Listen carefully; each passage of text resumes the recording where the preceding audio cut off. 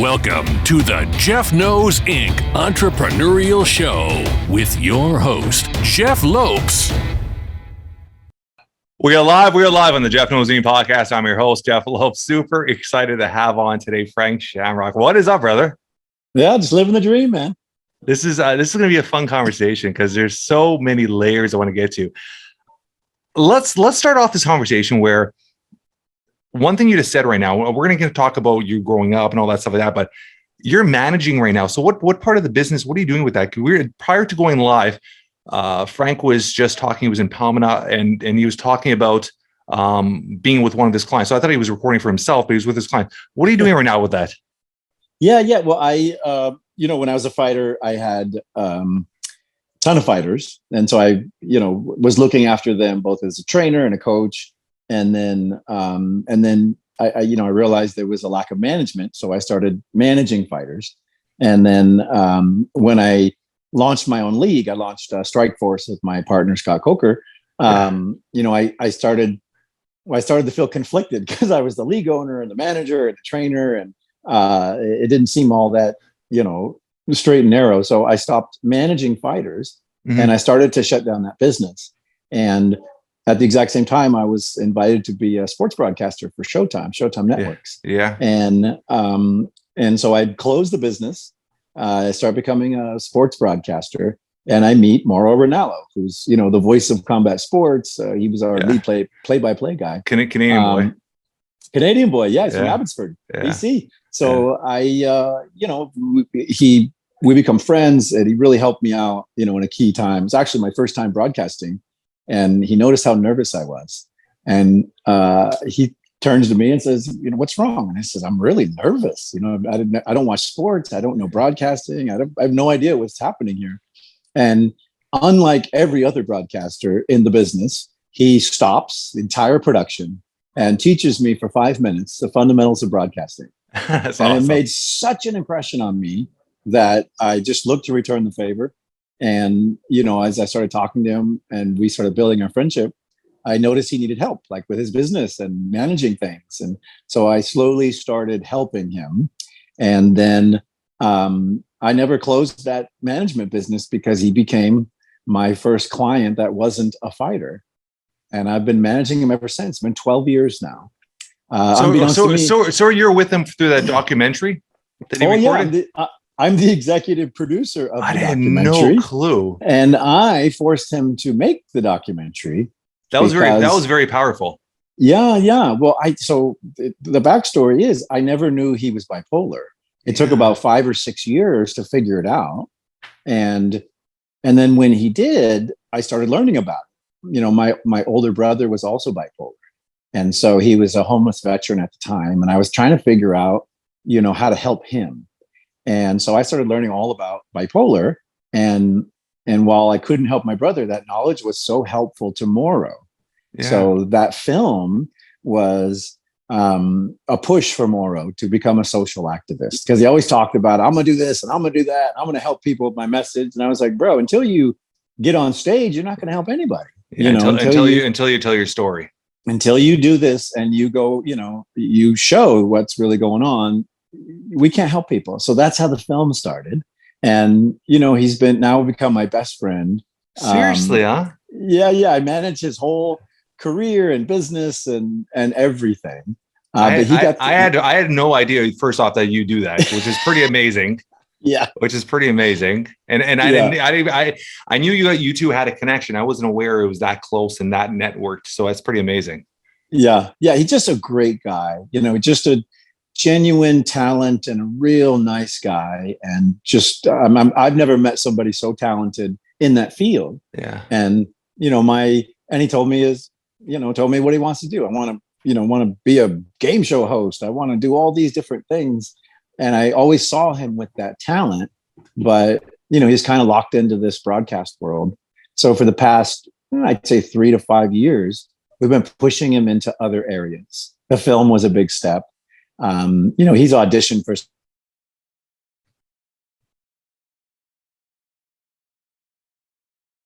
big, and, he did the audition and crushed it. And then, the next thing was, oh, by the way, it's a month in the remote jungles of Panama. And, it's a really tough production. So he's in this. He's in this. Yeah. He's the host. Oh. Yeah. When it comes out, you'll see what I'm talking about. It's going to be massive. Absolutely massive. So are you guys do you guys have a deal already? Or are you trying to shop it off after? Oh, no. We shot an entire season for CBS. Look at you guys, huh? Oh, Beautiful. You'll see it. It's gonna be a game changer for Morrow, and then for mental health, because what the film did for Morrow was he embraced it, and then people saw what it really was like to be bipolar. And then I'm proudest of the film because not only did I help my buddy take that position, but when you watch the film, you learn about what it really is truly about. And then you learn about the care, and then you learn about what to do when you have somebody, that you love, or a family member. It's hard. So, it's very, very hard to see, right? It's super challenging because, nobody wants to talk about, severe mental illness, and nobody wants to. I mean, it's a lot more in the light now than it was years back, but I mean, it's still a very taboo kind of topic, right? Yeah, it just doesn't. We haven't gotten there yet in society. We're moving very quickly. And Morrow's film, The Bipolar Rock and Roller, was a huge, step in that direction, open the door. So since then he's just, skyrocketed in both his brand and his career. And then I also think, it was a lot easier for me. I've been shuffling cards and trying to explain to people what's going on with him, because it's unimaginable unless you experience it. And what we showed in the film was, hey, it's a gift, it's a curse, it's an ailment. It's just you gotta learn how to deal with it. You gotta get the right tools. And for him, it's really about self-care. People with severe mental illness die 18 to 20 years before everybody else because they don't have enough self-care, because their minds are elsewhere. So, I really made that film to force Morrow, to become an activist, but also, to extend his life, because, he's my best friend. I mean, he's uncle to my daughter, and he's a family member. So, my brother didn't make it. My brother in 2018, Perry, he took his own life. And, I just, there's nothing we could do for him, but I realized we could do so much for other people that are, giving them the tools, giving them awareness, and then socially, like giving people a platform to say, hey, this is going on with me too. And here's what I'm doing about it, or here's how you can help me. The response, I mean, we got tens of thousands of contacts from people that were like, this is my aunt, this is my cousin, this is, I'm going to get help. People, who saw the film and were like, I was going into the closet to take my life, and someone said, go watch this film. And now I'm here, and this is what I want to do. So it was just super powerful. You always hear if you have a medium like that and you could even touch one life, you've made such a difference. And just having that multiple and something that's going to go on forever. I mean, that I had no idea your connection to that, which is pretty amazing, because I did watch it. So that's pretty amazing. Your brother. So when you did find out your brother had this, it was too late in the game to change it, or like, what was your outreach to it? Like, it's I want people to hear the story, because it's for sure. It's something where I think, like you said, it's very taboo. Like a lot of people still don't want to talk about it. And the ones that do talk about it, I mean, a lot of them don't have a full understanding of the severity of it, right? I mean, just you saying that he took his own life, it brought chills to me. So I just want to talk about that a bit, if you're good with that. For sure, yeah. He was a vet. He was in the Navy, and he lost a finger in the Navy. He was a cook, and he used to keep his knives above the stove on a metal shelf. And he got up one day with his wedding ring on to grab the knives, and he slipped and fell, and it degloved his finger. And so they discharged him. But he had built his whole life around being a Navy guy. And so he just his identity was stuck there. Everything was there. And that was his, that's what made him. And so when he came home, he just didn't know what to do. He bounced around and he tried all different things, but he ended up homeless and living on the streets for 10 years. And so over a course of 10 years, we just kept trying to get him out. And we didn't know enough about bipolar to understand, we're like, oh, he's an alcoholic, he's a drug addict. We didn't understand, that there was another layer that we could help with. And, we got him off the streets 5-6 times, but every time he would go back, and every time he would go back to, self-medicating. And we just weren't able to save him, basically. And by the time we reached him and we're like, you have to stop, you have to come home, it was just too late. And, it literally broke my heart and just destroyed our family, because, we were all, waiting each day for him to show up again so we could save him. And then, we get the call from the coroner and it's like, he's gone. And it was just so hard. The sad part is what happened to your brother is happening to thousands, if not hundreds of thousands of vets every day. Yeah. It's so crazy. It's so crazy when you hear stories and you talk to ex-Marines or ex-Navy SEALs that have friends or family, and it's the same story. It's just repeating itself. It's like consistently repeating itself. The same damn story, where do we blame that on the government? Do we blame it on there's not enough assistance? Do we blame it? Because you deal with somebody that obviously, like your brother, that obviously routine was a huge part of his need. Almost having that routine every day probably kept him aligned. And then coming out, and you always hear, why do guys join biker gangs and all that? For the brotherhood, for that routine, for that companionship. And it's so sad to hear that so many people put their lives at risk, or served, or put their time and hours and years towards helping a cause. And then once they're discharged, it's just next. Who's next to sign up? It's just this constant rotating line, right? Which is so sad. Yeah. And you know what? And no one's really to blame. It's just socially, it's not understood yet. Yeah. And until people are willing to say, hey man, I got a severe mental illness and this is what it's all about. We're just not there yet, but we're getting close. Yeah. And that's why I work so hard in the mental health space. And, I'm an ambassador for NAMI and Fountain House, which has, the best community care programs for the severely mentally ill in the world. And it's all about self-care and maximizing their value and, allowing them to both heal and then participate. Because some people, I have a friend who's schizophrenic, and that's a different ballgame altogether, man. Yeah. But when you know it, and then to recognize things like, oh, what, that doesn't make sense. Like, hey, buddy, okay? Like, what's going on over there? But even inside of families, they don't understand what's going on. And I was that guy. I didn't know what was going on with Perry. And I only found out at the end of his journey. And luckily for Mauro, the knowledge I acquired, I was able to put to use on him. And, so it had tremendous value. But, Mauro being brave enough to make that film and, show it for what it is. I've taken Mauro out of many mental hospitals and, got him back on his feet. And what's crazy is people that see him ringside and just on a big screen or a TV would never know that. Never know that till that came out. It was just like, whoa, what's this about? And able to see this documentary, and it was like, when you saw it, it was just like, wow. Yeah. It's a kick in the teeth, but that's what you wanted. That's what we needed. That's what society needed. And, like I'm doing this Vet Basel thing right now, and it's all about, it's about helping our family heal, because, we still haven't healed from it.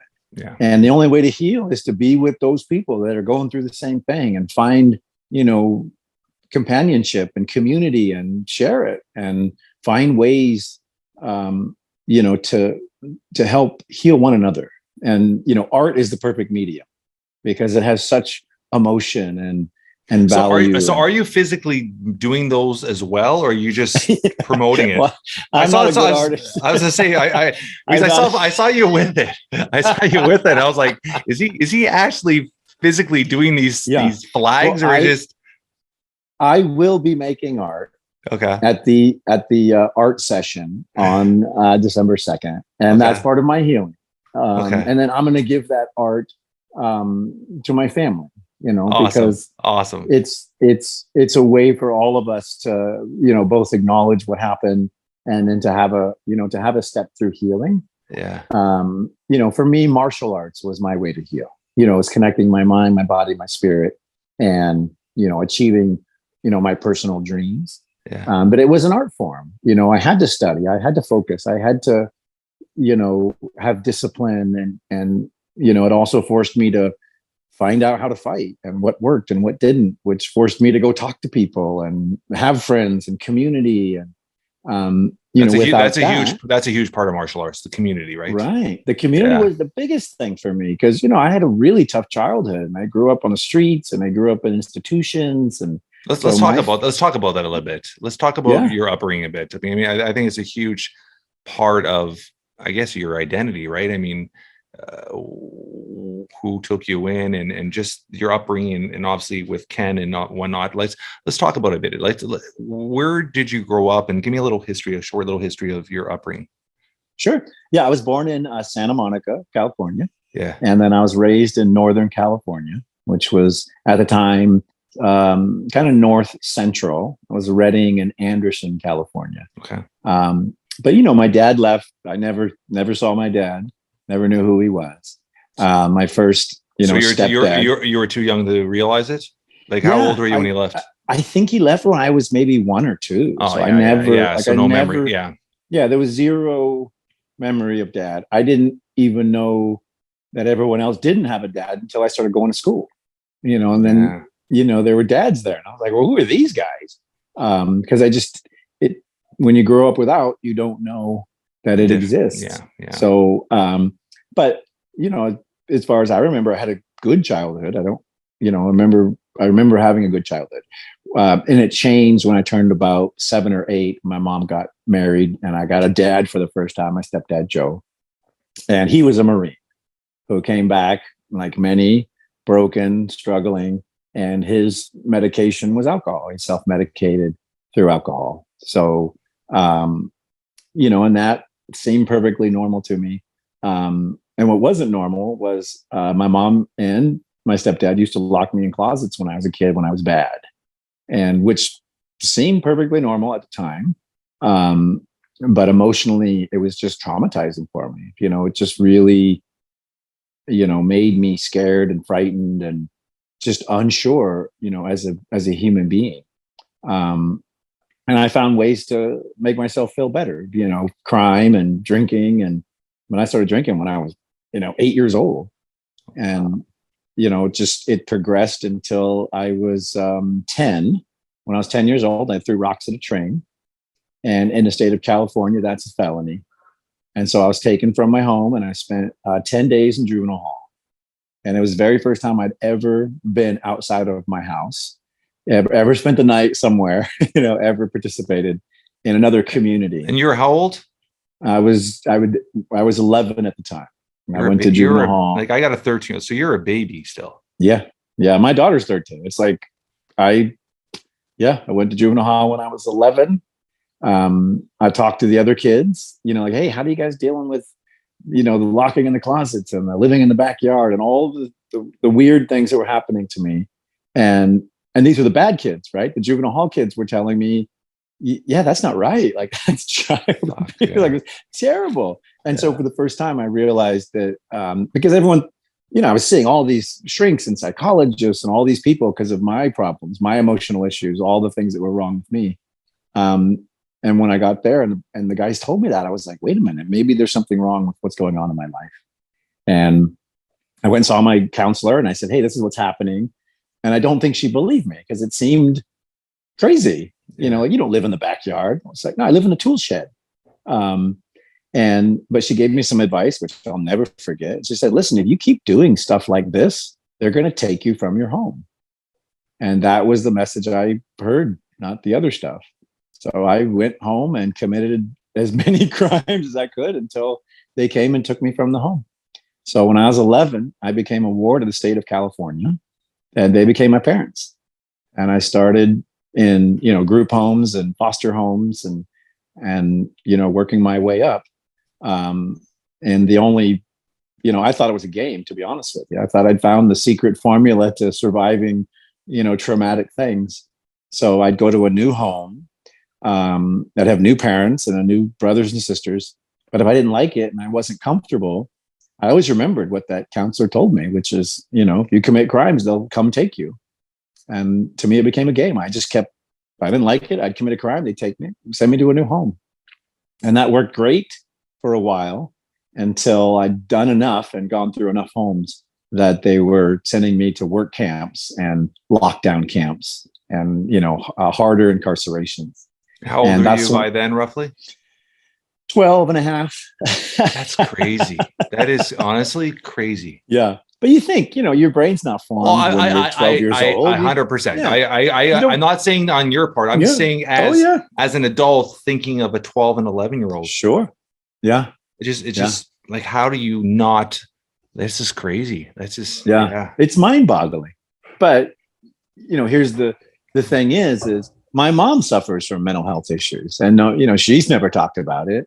My stepdad, had PTSD and trauma from the war. He never talked about it. They all just bottled it up, and then through their parenting and through their actions, it was passed down to me. And I didn't know any of it. I was just trying to be a kid and trying to fit in, like kids do. Yeah. But when I was almost 13, I met Bob Shamrock. Yeah. And the Shamrock Boys Ranch was legendary in the juvenile hall system. It was like where the tough kids went. It was like the end of the line. Just before you went to youth prison, you stopped there. It was kind of terrifying, to be honest with you. The way it was portrayed, I was like, oh man, that's the place you do not want to go. But then when I met Bob Shamrock, he was the nicest guy. And he was just, totally straightforward and sweet and say it like it is. And so I sat down, he came to interview me. I sat down, I went to tell him my story, my sob story. And he's like, no, nope, you can stop there. He's like, we don't do games. We don't tell lies. It's not about bullshit. He's like, it's about being a man. And he's the first guy to ever man talk me. And it just made all the difference. My brain instantly went, okay, I've been doing this wrong. There's other ways out there, and this guy's got those ways. And so we left the interview, and I was like, oh man, there's no way he's gonna take me. I'm a total, screw up. Like, I think by then I already had 3 felonies. So, I just figured, they'll send me to the next place and I'll keep doing what I'm doing. But he did take me and, picked me up, a month later, drove me to his ranch, and he was the family I was looking for. He had 20 kids. We were all brothers, and he ran it like a family. Like, it was just like, like a regular family. We had chores, we had responsibilities. If you did good, you were rewarded. If you did bad, you were punished. Like, there wasn't anything crazy. There wasn't anything that didn't make sense. And I just fell in love with him. It was the first time that a man had stepped up and been a father to me. I was to say, I'd be a father figure. Yeah, that was it. He was just, he was a dad, and that's what I needed. I love that you said that, because anybody could be a father, and not many men could be a dad. Yeah. So I love my dad. I love that you said that. Yeah. Sorry, continue. Well, I was going to say it just opened up a whole new world for me. And he was he was like, these are the rules. This is how it works. And you guys are boys, and you're going to have lots of energy. So we play sports, and we work out, and we make ourselves strong. That's what men are. And I was like, okay. So when I was 13, I started lifting weights. And he encouraged it, and he, got us weights, and it was how you did things. I lifted weights for 25 straight years because of that, without fail. Yeah. It just changed who I was. And I tried my best there. Unfortunately, I still had emotional problems. I still, did drugs. I still got in trouble. And eventually I would get taken out of there. And I actually stole a car. I was just telling the story to our guests here. I was walking by a car one night. I'd been drinking with my friends. Car's running. It's cold outside. And I go, oh, well, I'll just hop in here and drive myself home. How old were you? I was probably maybe 15 by then. And I jumped in and, of course the guy called right away because he was warming up his car for work. Yeah. And, the cops pulled me over and I was arrested. But the result of that was they took me out of the boys' ranch. They thought, well, this is not enough supervision. If he's able to do these things, he needs to go to higher security. And I was taken away from Bob. And, he fought for me and did everything he could. But this stayed with my parents, and they were able to make the final decision. And so I left there and I realized I had screwed up. And I realized that that's where I really, truly wanted to be. And so I went to work camp and I went to different places and I worked as hard as I could to get back to, Susanville is where we lived at the time, where the boys' ranch was. Yeah. And eventually I got back. And when I got back, I got my girlfriend pregnant before I left. So when I was 16, a little over 16, I had my son, little Frank. And how old's little Frank now? Little Frank turned 33 on November the 28th. We just celebrated his birthday. He just got married and he's a grown man. You think at 33? At the time, he was a little baby and I was a punk kid trying to get my life together. I still remembered the principles and the things that Bob taught me. I still worked out. I still. When was your intro into martial arts at that point? It wasn't until I got out of prison. How old are you when you first started? I would have been 22, almost 22. So you only started at 22. Yeah. Yeah. Wow. Well, so when I went back to Susanville, I worked 3 jobs. I went to high school. I had a wife. I had a son, and that carried on for a little while until her family came and took her one day. Because my reputation around town, I was on the front page of our small town's newspaper when I got in trouble because I'd been in so much trouble. So rightfully so, her family came and took her one day and my son from the house I'd rented, from all the stuff I'd provided. And, that was my goal, was to be a dad. Like my goal was to be a father because I didn't have one. And I saw what a dad could do. I saw I saw the value. And so that was my whole goal. And when that was taken away, I just fell apart. And I went, talk about commitment. I really, tripled down on my commitment to crime. And what happened was 20 felonies later, I was caught and they sent me to youth prison for 6 years. And that was when I was 18. So when I was 21, I got out. But during prison, Bob never left. He wrote me letters. He came in and visited. He sent me stuff. He continued to mentor and guide me, even though I'd screwed everything up, even though I was in prison. And so I took his advice every day in prison. I worked in the kitchen so I could have extra food. I lifted weights every single day. I studied bodybuilding. I went to college. Like I really tried to do everything humanly possible to get myself back, to have some value in society and to be a dad. And then, when I was in Folsom, which was my last couple of years, he came to me and he said, "Hey, this brand new sport is starting. It's called, at the time, it was called No Holds Barred. Yeah. The brand new sport is starting, and you'd be great at it. And your brother's doing it." And he really pitched me on it. He said it was kind of like professional wrestling, but tougher. And I was like, "Oh, I love professional wrestling. I could totally do that." I'd never seen a little different, a little different. I'd never seen it. I'd never seen it on TV. Like I didn't even know what was happening. But he presented it. I always trusted and believed him. I believed in his mentorship, and so I said, "Okay, I'll yes." And so I'm paroled April 4th of 1994 from Folsom Prison, and Bob picked me up.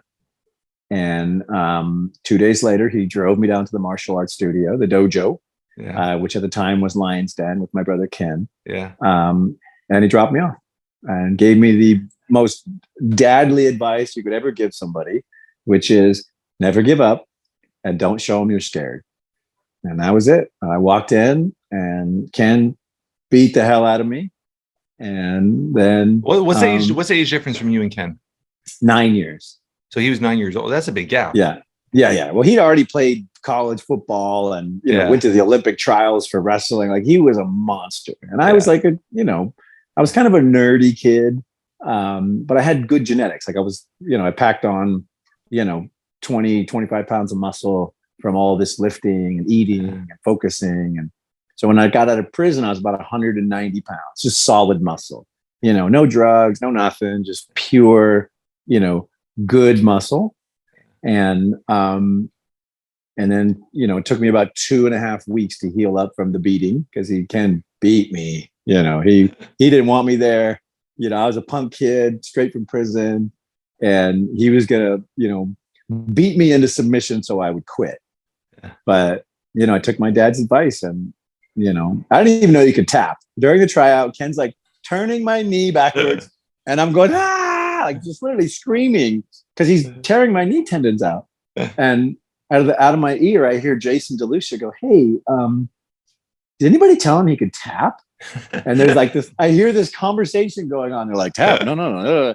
So I just start screaming, "Tap, tap." I didn't even know what tapping meant. That's how unknowledgeable about all of it I was. But when I healed up, I as I say, I picked up the sword. I was like, this is going to be my life. It was always my dream to be a champion. It was always my dream to be a leader. And this was my chance. And I knew nothing about fighting.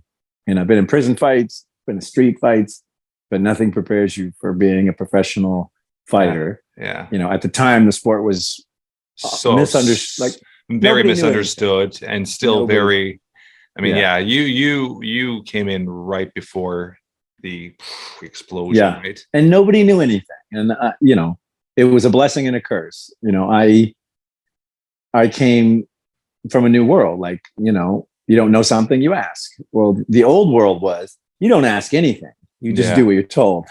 And so I was the guy who was like, well, what about this? And they'd be like, all right, come over here. And they would beat me because you don't ask questions. But what they didn't know was each and every time I was getting stronger and I was learning. And I quickly surpassed, people I was training with and the people that were actually teaching me. Because I had the same, mindset as when I was in prison. Like, write it down, understand it, learn it, study the human body, like, figure it out and ask questions. And nobody wanted to ask a question and get beaten. And nobody wanted to feel like they didn't know, because it was a tough guy culture. Yeah. So, it helped me learn really quick. I took a lot of beatings. How quickly did you get into your first cage fight? I turned pro in 8 months. Did you do any amateur fights or just right to pro? Nope. No Right to amateur fights. I got the invitation after 6 months of training to go to Japan. Yeah. And to have my first match in Pancrase in Japan. Yeah. And so still on parole. So I had to get my parole officer's permission to go to Japan, which, is near impossible. But at the time, I also studied law and I studied everything I could when I was in prison. And I knew that if there was viable employment anywhere in the world that didn't exist where I lived, that they couldn't deny me because it would be a disadvantage. I love the loophole. So nice little loophole. So I went in, I gave him the pitch and he's like, oh, you're going to need a letter and this and that. I came back with the letter and he's like, I can't believe we're doing this, but you get to go to Japan. So I went to Japan and I finished my training there. On December 18th of 1994, I had my very first professional match. Who was your first opponent? Boss Rutan. It was. One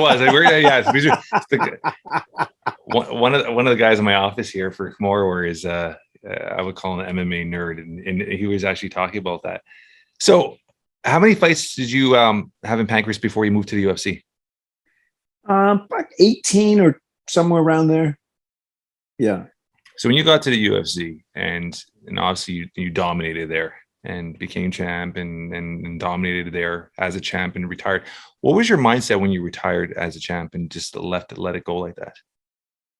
Well, from the UFC, one of the things that, first off, the Japanese were way ahead of at the time. Oh, without question. Without question. Way ahead. And, yeah. I would travel, through learning and teaching.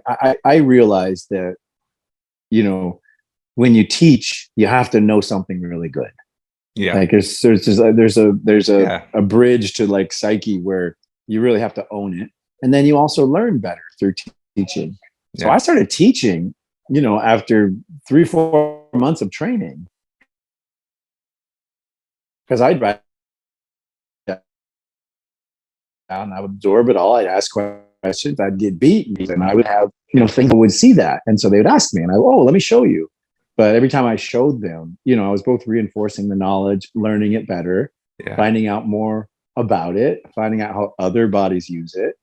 And it just made sense to me. So I traveled the world teaching, and I could tell. I mean, I would go into a dojo and like destroy 300 people without breaking a sweat, just because my knowledge was so great and my condition was so good. And then other people just didn't have the knowledge. And that's how I got so good. As I was always teaching, I was always learning, and then I was always applying it. And whatever worked, we kept. Whatever didn't work, I was like, that doesn't work. We have to get rid of that. And then one of the things I tell people, like, because I do a lot of corporate leadership, and they're like, well, how'd you get in this position? I'm like, well, it's the same as martial arts. I would ask a question, and I could tell from being on the streets when they weren't being truthful or they didn't know the real answer. Yeah. You know what I mean? So I'd be like, hey, what about this? And they'd be like, oh, well, and I'd be like, okay, well, what about this biomechanic? And I would see, they would just be like, they don't understand what I was talking about. So they would make something up, or they would just beat me up to sort of get through the moment. Yeah. And that survival, mechanism of being able to tell and read people from being on the streets became very, very valuable. Because I knew there was only one guy in 16 years that had said, I don't know. Yeah, it's pretty crazy, huh? He said, I don't know. Let's work on that. Like literally, everyone else was like, all right, well, let me show you. They just, because no one wanted to be weak or not know, or we call it the master's syndrome. Yeah. Everyone wants to be a master, but no one has mastered it. So, but that one tool of learning how to read people and being honest with people was super valuable in my learning process. And it's something I recommend to everybody. Like, it doesn't matter. It doesn't matter what field, doesn't matter what you do. Doesn't matter. I always say the day you stop learning is the day you die. Yeah. All true. And it doesn't matter what it is, right? Yeah. Especially in cage fighting. Yeah. So I get back to that. So the UFC, when you left the UFC, I mean, and why I'm going to talk about this is because Dan, the gentleman here that works here, he said, and it's something that we were talking about, the Hall of Fame. That's something that, of all people, you should be in the UFC Hall of Fame. Zero questions on that, right? So where's your mindset with that? I mean, I don't really care, because that's not part of my life anymore. Yeah. For me, it was like a journey for myself. I had little to do with that. Yeah. After I got into the UFC, I quickly realized, like, there's nobody here that could touch me. Like, it was, I mean, it was comical, because I was so far ahead of everybody. And so what I really started to do was, look past the sport. I could see we were at a certain stage of growth. It wasn't getting any bigger. I was hired as the first spokesman for the UFC.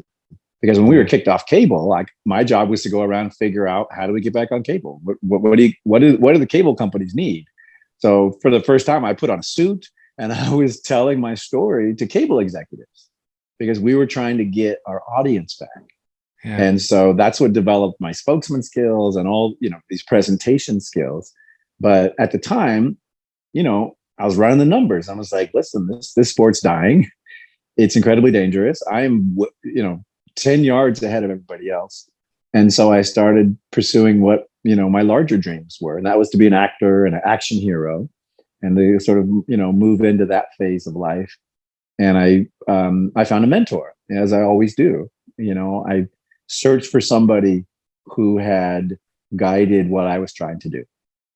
And when I sat down with him, his name is Henry Holmes. He's still my mentor to this day, and my father figure.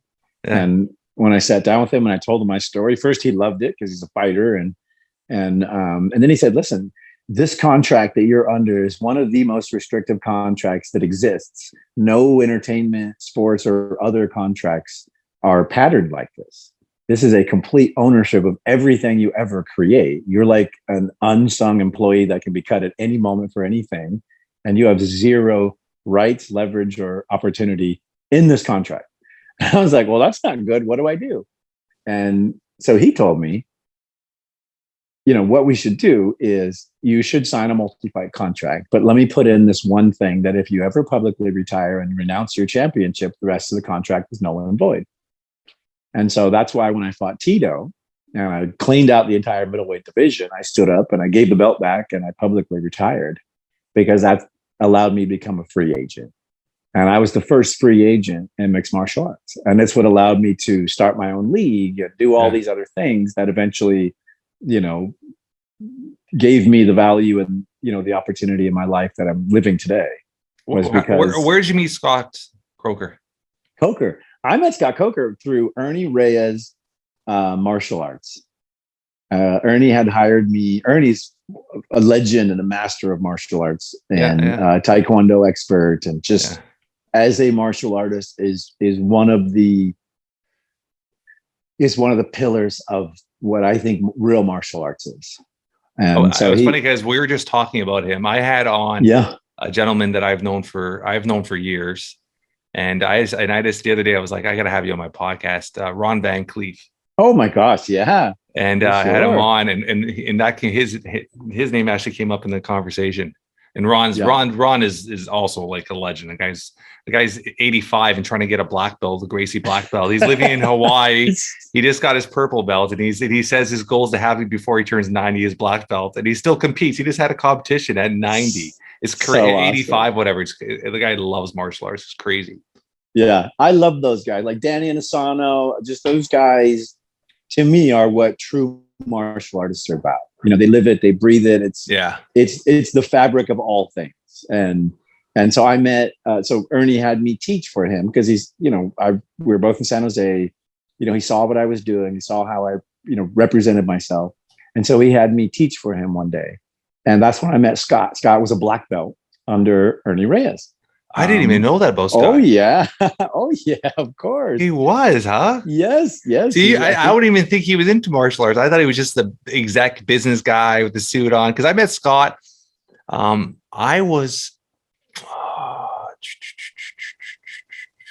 when Verdum beat Fedor Strikeforce. Yeah. Yep. I was there in San Jose with Verdum. At that time, I was buddies with Verdum, and I was up there at the hotel, and Scott was in the hotel, and I was talking to him, and I was like, "You got to bring this to Canada, Strikeforce." I had no idea that you were a partner with him, so that's another story altogether. And I remember talking to Scott. We had a conversation on the couch. I remember the hotel lobby. We were having a conversation with him, and I thought he was just a businessman. I had no idea he had a martial art background. That's pretty awesome. Yeah. And his dream was to be a promoter. Like that was his thing. So, that's what he liked. And so I met him there training with Ernie. And then he started promoting kickboxing in San Jose under the Strikeforce banner. Yeah. And I started, I was a big star in San Jose. And so I started supporting him and helping him, going to his events. We did all kinds of stuff. I would do demos because people had never seen what I was doing. It was so new and different. So I would do like demos at his events, and I'd bring my team out, and so created this great, relationship, this kind of trust relationship. He started doing business with K1 America, with kickboxing, and so we started doing business there. And just over the course of years, we just kept doing business together because it was good business. And, we both had the same principles, honor, respect, discipline, martial arts principles. Yeah. And then one day, in the midst of my many retirements, he sat me down. And he's like, "Hey, I really want to get into mixed martial arts." And I tried to talk him out of it. I said, it's pricey. There's the competition, and he's like, "Well, how much does it cost?" So I gave him a number, and he said, "Well, give me some time. Let me work on that." And he came back with a big check, and our partnership began. That's how Strikeforce started. Yeah. That's pretty. I had no idea about the history of that. I mean, and Strikeforce was running strong. It's such a hard like industry to be in. Oh yeah. Very, very, very hard industry to be in, right? I mean, just for the TV rights, TV deals. I mean, obviously UFC is doing well now, but they've turned it more into entertainment, like more of a Hollywood production in a way, right? And the amount of events they're doing now, it's crazy. It's like every week there's an event. Every week there's an event, right? Where's your connection now with martial arts? Do you still have a connection? Do you do anything in the field still? Well, I still teach martial arts. You do, huh? But not in the setting you would think.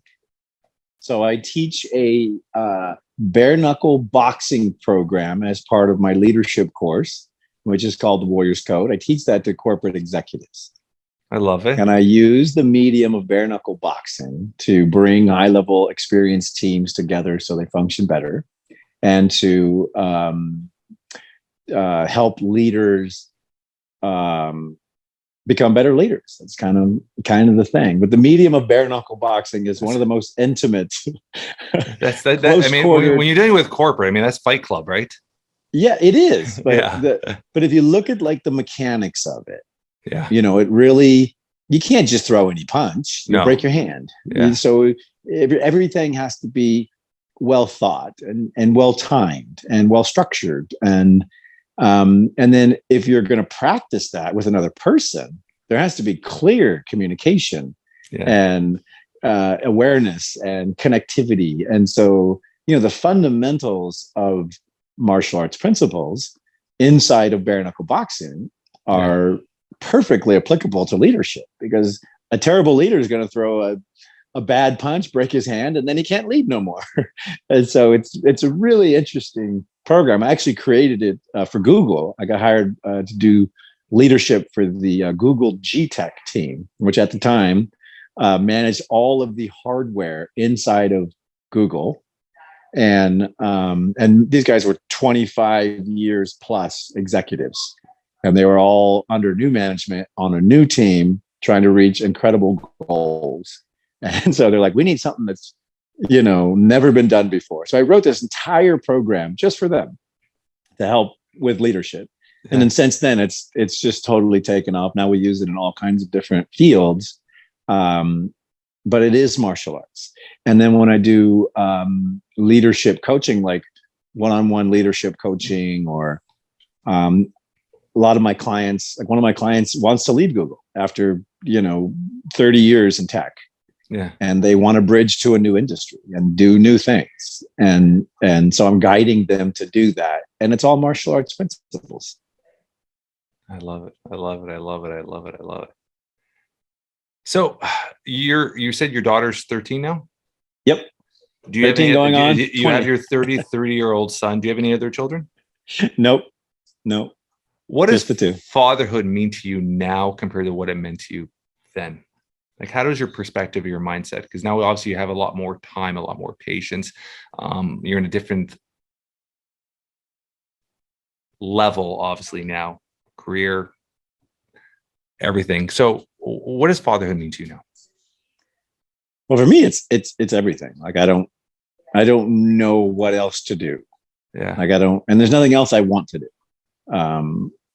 And if you look back, total strangers stepped in to mentor me and help me and guide me, from Henry Holmes to Bob Shamrock. They saw a need, and they stopped and gave me wisdom and guidance and love. And that to me is what a father does. Like, that's what it's all about. And so, to me, it's every day. Like, it's the, there's work, but fatherhood comes first. Everything comes second after being a dad for me. In fact, that when Bjorn left Bellator, they called me to run it. And like, hey, we want you to, Scott's doing it now. Scott Coker's running it now. Yeah. But they called me, and the president of Spike TV sat me down and gave me the whole pitch. And they said, he said, yeah, you're going to travel, you're going to do this. And I said, I can't do that. He's like, what do you mean? I says, well, we have singing lessons. We got, Love it. we got this going on. We got that. I was like, I don't want to miss those things, because I missed them the first time, because I was becoming a champion. I was like, I don't need or want to do that now. Now I want to be a dad. Like, this is my role. And I think they thought I was crazy. But the other thing I can say is, I had a boy, and I love my son. Like, I'm so proud of him, and I'm so full of love having him in my life. But when a man has a little girl, it's a whole different thing. Yeah. And I didn't, my friends had told me, and I'm like, oh yeah, kids are kids. But, my daughter came along when I was mature enough to appreciate the role of a dad to a daughter, and to really lean into that. I mean, I did hair, I did makeup, like I did everything. Yeah. Because because she wanted it, and it made her happy. And I didn't care what anyone thought. Like, to me, I was like, well, sure, I'll learn how to braid hair. Let me get in there. Yeah. Because to see her joy and her happiness, and to, watch her tell people, oh, my dad did my hair, and they look at me all crazy. There's just so much, love and caring in that. And she really touched my heart. Like girls and dads, there's a very special bond there that, and you realize as you mature, every man she ever comes across, when she looks for what's important to her in life, she models after her dad. Yeah. Like, that's what she's looking for. So I'm like, oh man, this is no pressure. No pressure. This is something I can undertake here. But it's a good pressure. I love it. No, I everything you say, I got a smile. Like, one thing about me is another part of one of the businesses I run is I actually coach I coach entrepreneurial dads. I actually have a book, #1 selling book, called Entrepreneurial Dad. No way. I love it. So I call it my non-negotiables. So I put into my schedule, and I try to live by it as much as I can. I call it 3 to 7 every single day, from 3 to 7. That's my time to sit down. We try to have dinner every single day for over 12 years. We try to have dinner every single night as a family. That's my time to take my son to baseball, my daughter to dance. Like, that's my family time. That's non-negotiable. That's first thing in my schedule every single month, and everything else works around it. So I love that you're saying that, because that's me. That's me to a T, right? Everything you're saying right now. So I love that. And it puts, everything you're talking, I have a smile from ear to ear, because I'm loving hearing everything you're saying. You're passionate with it, right? It's so precious, because there's so many stats people don't even realize. And there's like stats where it says 90% of the FaceTime we have with our kids is before the age of 18. And you don't think of that stuff, right? Time flies by. Like, your daughter's 13. I guarantee you could look at her and be like, oh my God, I remember when you were 1 year old, right? Time flies by. And it's so important to build these memories now, build these memory box. I always tell people, even stuff like, take a shitload of pictures and develop pictures. Our house, we develop all our pictures. When we go on a trip, we go anywhere, we develop our pictures. My wife slaps into an album. And how many times on a Sunday night, I'll go upstairs, my kids are sitting on the floor in their bedroom, going through old photos and laughing. Yep. And it's so precious to have those pictures. Like, I just recently lost my dad, he was like my best friend, right?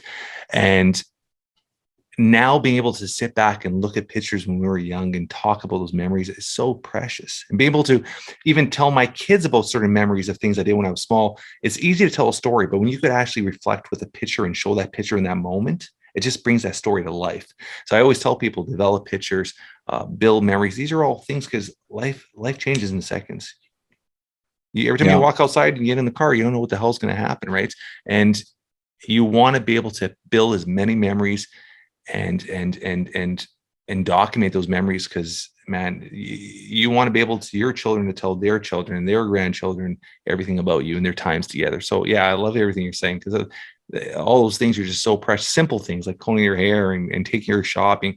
I do something with my kids. I call it we have 6 birthdays a year, and every 2 months I'll take them out one day. And the pandemic changed everything last year, but we're back onto a schedule. But every 2 months I'll take one of my kids, and what I try to do is I'll pull them from school, and it's just me and them, and that's their day. If my daughter wants to go do her nails, I'll go do her nails. You want to go have lunch? Let's go have lunch. And that's her day. And it's just time. It's nothing to do with financials, not buying presents. It's just time. and you build it, and they start looking forward to those days because they know they're on their calendar. And okay, and I separate them so they have their own memories. It's not together, and simple things like that people don't take the time because they're so focused on their career, so focused on building. Man, money's money shit, man. Money comes and goes, man. If you're a good entrepreneur, you'll make money. I mean, that's beside the point. Is building the memories and surrounding yourself with the right people is so important. Yeah, definitely the right people. Yeah, I could not have done anything without mentorship and people guiding me, and then, you know, like one of the things that I really clung to since my career has ended, because I just realized the value in it. It's the super plus equals minus system. Yeah.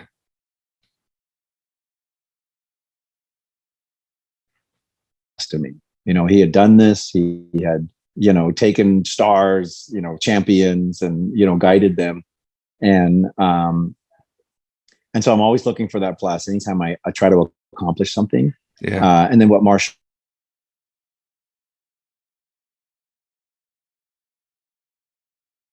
where, you know, whatever they're doing, you know, there's so much value because they're on the same journey. They know, like, they're having a similar experience, and they have something to share. And, you know, when I first started, you know, I used to, you know, want to beat those guys up and, you know, take their stuff, and, you know, they were my equals, so they were a threat to me. And as I matured, I realized, you know, we're in this together, and there's so much more value in collaboration and connection and you know, using our resources together. And then, you know, and I've been a minus many times, and I love that role, because the person who's the student, or the person who doesn't have the information, or the person that has need, you know, there's always somebody that can benefit from your knowledge. And there's always somebody looking, but doesn't, you know, either have the courage or the opportunity or the location to sort of ask. And anytime I get new knowledge or information, I plug it into the plus equal minus system. Like when Henry tells me something, you know, about licensing or sports or whatever, you know, I take it back to my, you know, colleagues, and I'm like, oh man, like, check this out. And then I take it to my mentees, and I'm like, listen, this is, you know, this is what has worked, and this is the result of that.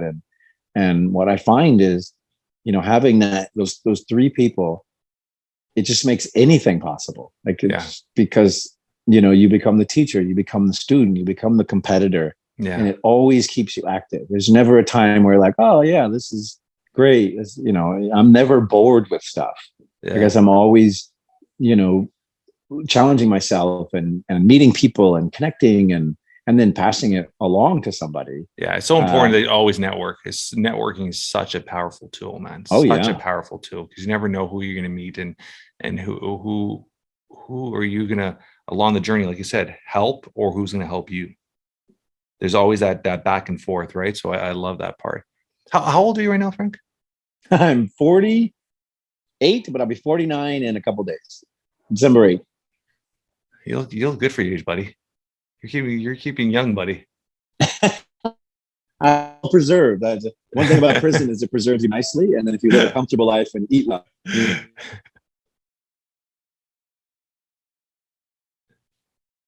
Cut off there.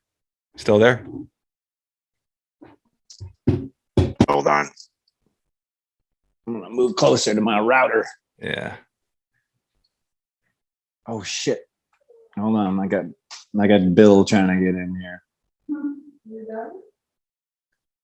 Couple more minutes. Hold on a second.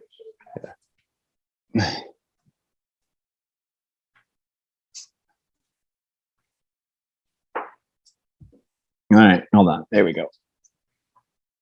I'm supposed to be hiding out here in Miami, but people have found out I'm here. Hold on. Okay. There we go. There you go. There we go. Couple more minutes. You're being very precious with your time. You're being amazing. Question. If something were to happen to you today, in a few words, how would you want to be remembered, described by your loved ones? I was a good dad. You know, as somebody who tried his best and cared for others. That's pretty much it. Now, your leadership business, how long have you been running that now for? About 3 years. 3 years in total. What first got you into that corporate world? Because I know what you're saying. It has a lot to do with the martial arts, and it's very similar. You're focused on the discipline and all that. But what got you into that? Because I love that you're saying it, because you hear a lot of people trying to get into public speaking and all that. There's no money in that. If you're going to do anything, it has to be the leadership in the corporate world. That's where the money is, and that's where you roll a business. And if you could carve your niche in there, it could be a very, very good career, because your doors open up with a lot of networking and doing, right? So what got you into that, and what was your mindset with that when you first got into that? I mean, it really was a call from my friend Ann, who worked on that G-Tech team. Yeah. And, she was in that group with the very experienced team and a not so experienced leader. Yeah. And, she, with all her experience, was like, man, we need something that, like, we got to shake up this group. And here's the Ann story. I used to have a Palm phone, and one day my phone broke. I lived in Silicon Valley. So I look up Palm. I drive down to the Palm offices, thinking it's a Palm store. Yeah. It's the corporate offices, unbeknownst to me. I march in there. I'm like, hey, I got a broken phone. They're like, yeah, we don't do that here. I'm like, yeah, but I'm a Palm customer and I have a Palm phone. And the lady's trying to explain to me, like, no, we're the corporate offices. I said, well, I'm a customer. So she calls upstairs and she's like, hey, some guy's down here. He won't leave, and he's got a phone. And they're like, well, what's his name? And she says, what's your name, sir? I go, Frank Shamrock. So Ann, who I'd met at the time, she goes, Frank Shamrock, do you know who that is? So she grabs a bunch of phones, comes down, and politely tells me, listen, we don't do that here, but here's a phone. And I was like, well, thank you. I was like, that's really nice of you. So I thought it was so kind of her to, do that we became friends. And we had friends for 12 years until she gets married. We end up being really close, and she becomes a part of the family. And then one day I get a call from her, and she's like, listen, our team is having a real hard time. Can you help us? And I'm like, yeah. Unbeknownst to me, she always admired me, because everything I told her I was going to do, I just went and did it. Yeah. And she always thought that was really cool. And she always found, a lot of encouragement in that, in her own work. I was influencing her and I didn't even know it. Yeah. So, she said, well, she told her boss, well, if there's one guy I know that can solve anything and, find out a way. And so I'd get on the phone with her boss. And he's like, well, what are you going to do that's different from all the other leadership stuff out there? And I thought to myself, what is the most intimate thing I can teach, martial arts based, that would inspire these people? And I went, bare knuckle boxing. I'm going to teach you, and we're going to use the medium of bare knuckle boxing. And there's this long silence. And he just goes, I love it. And so 4 months later, I was on a plane to Hong Kong and teaching their team. And in that 4 months, I, of course, researched the entire culture, wrote an entire curriculum, created an entire process and business for the entire thing. And then when I did it, the feedback and the impact and the results were just phenomenal. So it became a business from that moment on. Love it. I love it. I love it. Anything you want to leave our audience with? Well, I'm in Florida right now for the Vet Basel event, and it's during Art Basel Miami, which I didn't know anything about 1 month ago, but it turns out it's one of the largest, most attended art shows in the world. And we're using the opportunity to support veterans. My brother Perry was in the Navy, and we've been looking for a way for our family to heal. And we know there's a lot of veterans out there and veterans' family that have lost loved ones, that have met a lot of them. And, our systems, like they're set up right now, they're not set up to comfort and support, unite, and help heal these veterans. And we wanted to create an event that does that. And that's what our Vet Basel event is all about. We're creating custom flags with military families, with veterans, and then we're gifting those back to veterans families, Gold Star families, so lost loved ones. And we're creating a circle of healing and a community of support. And that's what's needed right now for our veterans. So I'm just super proud to be supporting it. Our family, you know, it's helping us heal, and we know it's going to help a lot of other people heal. Miami's our first city. We're going to do every city, and we're going to help a lot of people.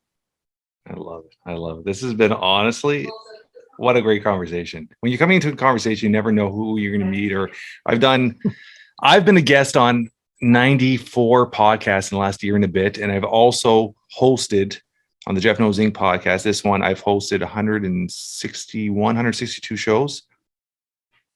And you never know the outcome until you go through the process, right? And man, you're just a good dude, man. You can just tell how genuine you are. So I appreciate this, man. I hope we can continue our connection going forward. And thank you so much for coming on, brother. My pleasure. I've totally enjoyed it. Thank you, man.